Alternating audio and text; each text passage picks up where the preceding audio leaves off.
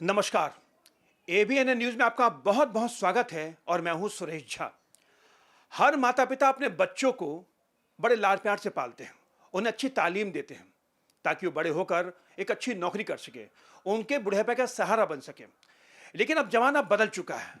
माता पिता की सेवा को बच्चे एक मिनट में नजरअंदाज कर देते हैं। अब क्या करें, समय ही ऐसा है। एक ऐसे ही मामले में दिल्ली की 30 सारी कोर्ट ने बच्चों को साफ तौर पे हिदायत दी है कि चाहे आपके माता पिता से आप अलग रह रहे हो, लेकिन आपकी जिम्मेदारी है अपने माता पिता को पालने की।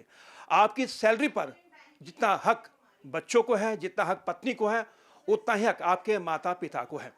आज इसी विषय पर हमारे साथ बातचीत करने के लिए मौजूद हैं एकता चौधरी हैं, जो सुप्रीम कोर्ट के एडवोकेट हैं। इनसे बातचीत करेंगे और जानने की कोशिश करेंगे कि जिस तरीके से हमारे समाज में जो बदलाव आया है बच्चों को लेकर, खासकर जो बच्चे अपने माता पिता को नजरअंदाज कर देते हैं, ऐसे बच्चों के लिए क्या कहेंगे और हमारा जो मेंटेनेंस एक्ट है वो क्या कहता है। मैम, आपका बहुत बहुत स्वागत है। बड़ी मार्मिक स्टोरी है मैम कि हर माता पिता अपने बच्चों को बड़े लाड प्यार से पालते हैं, लेकिन एक जो अभी देखा 30 सारी कोर्ट का जो वर्डिक्ट आया है, जो फैसला आया, जिसमें 30 सारी कोर्ट ने कहा है कि पत्नी बेटा जो है उसकी सैलरी पर उतना ही हक है जितना पत्नी का है, जितना बेटे का है, बेटी का है, उतना ही हक जो माता पिता का है। क्या कहेंगे इसको लेके आप? नहीं, 30,000 की कोर्ट ने बिल्कुल सही कहा है। अगर आप maintenance and welfare of parents and senior citizens act पढ़ेंगे तो उसमें भी ये प्रावधान दिया गया है कि पेरेंट्स की, ओल्ड एजड पेरेंट्स का केयर करना बच्चों की रिस्पॉन्सिबिलिटी है। ये स्पेसिफिकली अगर आप एक्ट का देखेंगे, इंस्टेड अभी एक अमेंडमेंट भी आया है दिल्ली सरकार की तरफ से, जिसमें ये कहा गया है कि बच्चे ही नहीं, डॉटर इन लॉ मतलब आपकी बहू, दामाद, उनकी भी रिस्पॉन्सिबिलिटी बनती है कि ये बूढ़े पेरेंट्स का ख्याल रखे। और उन्होंने जो जेल का टर्म है, मतलब जो पनिशमेंट का टर्म है, उसको भी इन्हांस कर दिया है, इंक्रीज कर दिया है कि पनिशमेंट, उसके डर से शायद बच्चे ख्याल रखें, ये सोच के पनिशमेंट का जो टर्म है उसको भी इन्हांस किया यानी गया एक्ट जो बनाया गया है जिसमें ये कहा है कि जो बच्चे हैं अगर अपने माता पिता की सही तरह से परवरिश नहीं करते, उनकी देखभाल नहीं करते, तो क्या उनको जेल भी हो सकती है? है। जी, उनको जेल भी हो सकती है। लेकिन ये मैम जी जी जी। लेकिन मैम ये बताइए कि जो हमारा एक सामाजिक दायरा है हम लोगों का, कि हर माता पिता अपने बच्चों को बड़े लाड प्यार से पालते हैं। एक माता पिता अपने 10 बच्चों को तो पाल सकते हैं, लेकिन 10 बच्चे अपने एक माता पिता को नहीं पाल सकते हैं। आखिर ऐसा बदलाव किस तरीके से है, क्यों आया ऐसा बदलाव? हमारा जो न्यूक्लियर फैमिली सिस्टम है उसके कारण आया है। अब दोनों ही हस्बैंड वाइफ दोनों ही काम करते हैं, दोनों ही काम में स्ट्रेस है, क्योंकि बाहर भी स्ट्रेस है। आप जब काम करने के लिए निकलते हैं, पैसे की कंस्ट्रेंट है, एजुकेशन बहुत ज़्यादा कॉस्टली है बच्चों की, बच्चों के डिमांड्स बहुत ज़्यादा हैं। छोटे बच्चों का आप देखेंगे, छोटे बच्चों की फ़ीस शायद कॉलेज फ़ीस से बहुत ज़्यादा है। 3 टाइम्स अगर आप जोड़ेंगे तो हो सकता है 10 टाइम्स ज़्यादा है।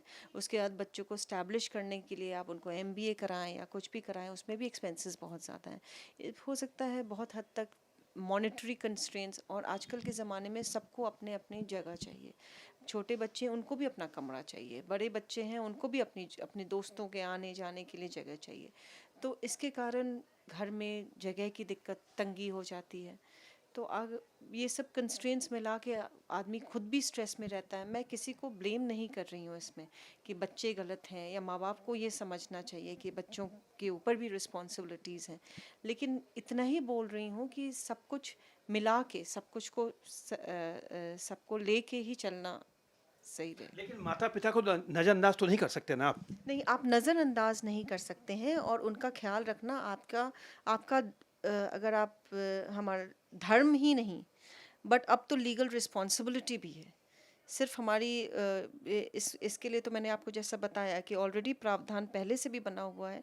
इंस्टेड आप इस एम्बिट को, इस स्कोप को बढ़ा के बहू, daughter in law as well as son in law, दोनों के ऊपर रिस्पॉन्सिबिलिटी है कि दोनों ही, अगर बहू भी अगर अपने इन लॉज के साथ अच्छा बिहेव नहीं करती है तो वो भी रिस्पॉन्सिबल है अब।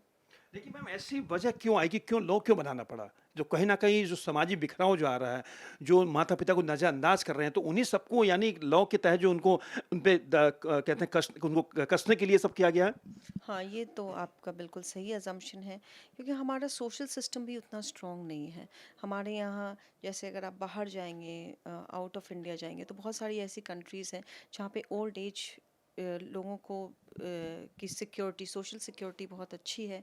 उनको एक old age homes are well equipped, बहुत अच्छे well equipped old age homes हैं जहाँ पे उनके हर चीज़ का ख्याल रखा जाता है, हर ज़रूरत के का ख्याल रखा जाता है।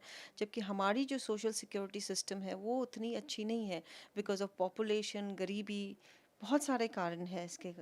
तो जब पेरेंट्स बूढ़े हो जाते हैं तो उनका ख्याल कौन रखेगा?